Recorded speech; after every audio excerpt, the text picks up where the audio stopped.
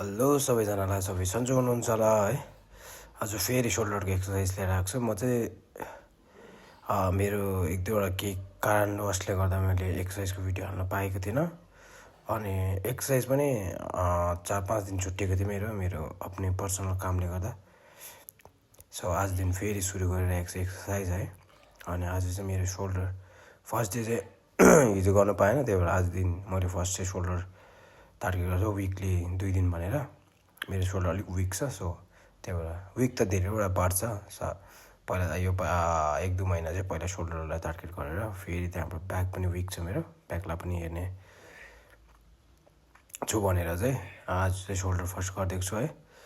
र मेरो भिडियो हेरेर है मन पराइदिने, सेयर गरिदिने, कमेन्ट गरिदिने भन्ने धेरै आशा राखेको छु है।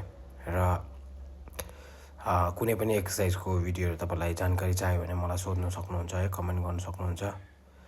अनि म भिडियो बनाएर पठाइदिनेछु या तपाईँहरूलाई कल गरेर या मेसेज थ्रु तपाईँहरूलाई भनिदिनेछु है।